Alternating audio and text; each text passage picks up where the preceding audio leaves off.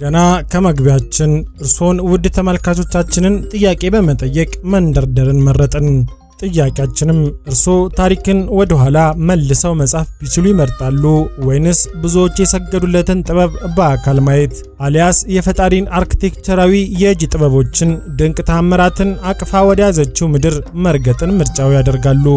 መልሶ ሁሉንም ከሆነ እነሆ ሻንጣውንም መሸከፍ ሳያስፈልጎ እዛው ባሉበት ወዳሉበት ወደ 3000 ዓመታት ባለጸጋዋ ሚስጥራዊቶቿና ታሪኮቿ እስካሁን ተዘክረውና በጸሐፍቶችም ብራና ተከትበውላት ገና ያልተቋጩ እልፍ ጠቢባን መገኛ ወደ ነበረችው ውቧ የጥቁሮች ሕዝብ ኩራት ወደ ሆነችውም ወደኛዋ የተፈጥሮ የበኩር ልጅ ኢትዮጵያ ይዘናችሁ ተጓዝን። ብዙዎች ስለሷ የሚያውቁት ጥቂቱን ነው። ዛሬ ግን ከተለመደው የቱሪስት መመሪያ ወጣ ብለን ከሀገር ውስጥም ከሀገር ውጭም ከሆኑ የግድ ሄደው ሊጎበኟቸው የሚገቡ ስለነዚህም ቦታዎች ብዙ ሰዎች የማይነግሯችሁ እርሶም በጥልቀት ካልመረመራችሁ ፍጹም ልታቋቸው የማትችሉትን በታሪክ ጸሐፍቶችና የሳይንሳዊ ጥናቶች ዋቢ አድርገን ጊዜም ገድቦን ከብዙ በጥቂቱ 10 አስደናቂ እውነታዎችን ስለ ሀገሩ ልናሳውቀው እነሆ ብቅ አልን። እነሆም አብራችሁን ለመጓዝ ዝግጁ ከሆናችሁ ይህን እንደ ስሙ ምርጥ የሆነውን የኢትዮ ምርጥ ቻናላችንን ሰብስክራይብ፣ ላይክ እና ለወዳጆም ሼር በማድረግ አብሮነታችሁ አይለየን። 10ኛ የላሊበላ ውቅር አብያተ ክርስቲያናት ወይንም የሰማያውያን ጥበብ ምድር።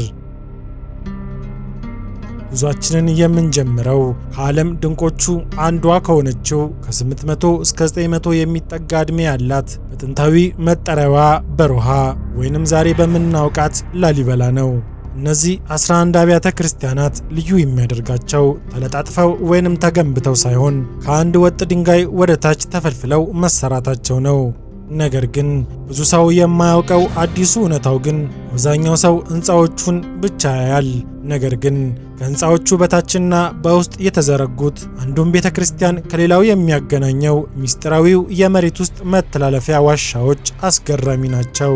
እነዚህ ዋሻዎችም ገሃነምና ገነት በሚሉ መንፈሳዊ ውክልናዎች አሏቸው። በአንዳንዱ ዋሻዎች ውስጥም ሙሉ በሙሉ ጨለማ በሆነ መንገድ ውስጥ ነው የምትጓዙት። ይህን ጥበብ ኢንጂነሮች ዛሬም ድረስ ሲመረምሩት እየተደነቁ ይገረማሉ። ምክንያቱም አንድም ስህተት ሳይፈጠር የውሃ መፍሰሻ መስመሮችም ጭምር አካቶ ከአለት ላይ መቅረጽ የላቀ ሂሳባዊና ስነ ህንፃዊ እውቀትን ይጠይቅ ነበር። ላሊበላን መጎብኘት ማለት ድንጋይ ማየት ሳይሆን የጥንታዊያን ከፍተኛ የሳይንስ ደረጃን መመስከር ማለት ነው። 9ኛ የፋሲለደስ ግንብ ወይንም የአፍሪካዋ ካሜሎት። ከአለት ጥበብ ወደ መካከለኛው ዘመን የስልጣኔ ማዕከል ወደ ሆነችው ወደ ጎንደር እንሻገራለን። የአጼ ፋሲለደስ ቤተ መንግስት ግቢ ወይንም የፋሲል ግቢ የአውሮፓ የህንድና የአረብ ስነ ህንፃ ጥበብ የተዋሃደበት ልዩ ስፍራ ነው። ለመሆኑም ስለ ፋሲል ግቢ ይህን ያውቁ ኖሯል? ግንቦቹ የተገነቡት የድንጋይ ማያያዣ ድብልቆች የተሰሩት ከኖራ ወይንም ከአሸዋ ብቻ አይደለም። ጥንካሬው ለዘመናት እንዲዘልቅ የአንበሳና የዱር እንስሳትን ደም እንዲሁም የእንቁላል አስኳልን በመደባለቅ ጥቅም ላይ እንደዋለ አፈታሪኮችና አንዳንድ ጥናቶች ይጠቁማሉ። በተጨማሪም ከከተማው ወጣ ብሎ የሚገኘው የፋሲለደስ መታሰቢያ ገንዳ በየዓመቱ ለጥምቀት በውሃ ሲሞላ የሚኖረው ድባብ አስማታዊ ነው። የዛፎቹ ስሮች ግንቡን ተጠምጥመው የያዙበት መንገድ ደግሞ ተፈጥሮና ታሪክ ፍቅራቸውን የገለጹበት ይመስላል። 8ኛ የዳሎል እሳተ ገሞራና የአፋር ስምጥ ሸለቆ ወይንም በምድር ላይ ያለችው ሌላኛዋ ፕላኔት። አሁን ደግሞ የአየር ንብረቱን ሙሉ በሙሉ እንቀይረውና ከዚህ ቀድሞ በዓለማችን ላይ ካሉ አደገኛ ቦታዎች በሚለው ፕሮግራማችን ላይ አካተነው ነበር።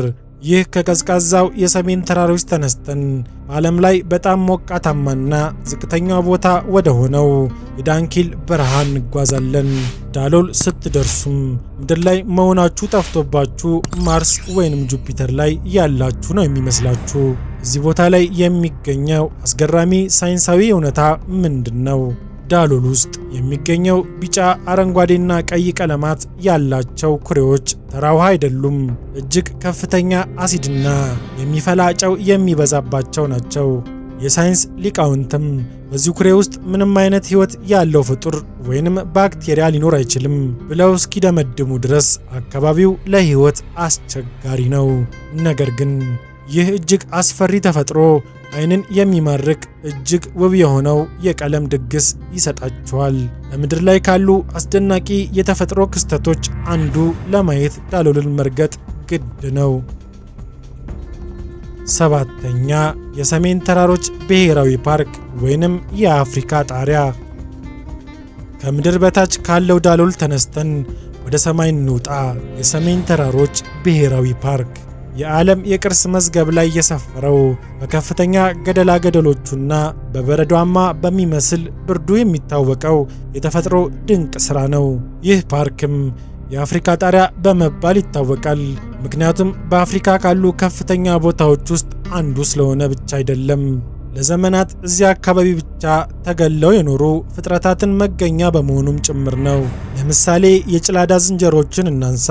እነዚህ ዝንጀሮዎች ዝንጀሮ ብቻ ሳይሆኑ ሳር በል የሆኑ ልክ እንደ ሰው በጣም ረቂቅና የተወሳሰበ የድምፅ መግባቢያ ያላቸው ፍጥረታት ናቸው። ከእነርሱ ጋርም በሰላም ጎን ለጎን ተቀምጣችሁ ተራራውን ስትመለከቱ የሚሰማችሁ ስሜት በቃላት አይገለጽም።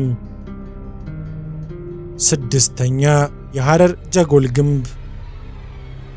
ወደ ምስራቅ ኢትዮጵያ ስናቀና በግንብ የታጠረችው ጥንታዊቷ የፍቅርና የሰላም አርማ ናት የምትባለዋን ሐረር ዝቅ ስንል ደግሞ ጀጎል ከተማን እናገኛለን። በዩኔስኮ የተመዘገበችው ይቺ ከተማ በውስጧ 82 መስጊዶችና ስፍር ቁጥር የሌላቸው ጠባብና ውብ መንገዶችን ይዛለች። እዚህ ጋር ግን አንድ አስደናቂና ልብ አንጠልጣይ ታሪክ አለ። የሐረር ሰዎችና የዱር ጅቦች ያላቸው ግንኙነት በዓለም ላይ በየትኛውም ሀገር የሌለ ነው። ጀንበር ዘቅዘቅ እንዳለችም ከምሽቱ 12 ሰዓት ሳይሞላ በየመንገዱ ጅቦችን ማየት በሐረር የተለመደ እንጂ አስፈሪ ትዕይንት አይደለም። በየምሽቱም ጅቦችን የሚመግቡና የሚቀልቡ ሰዎችን ማየት የተለመደም ነው።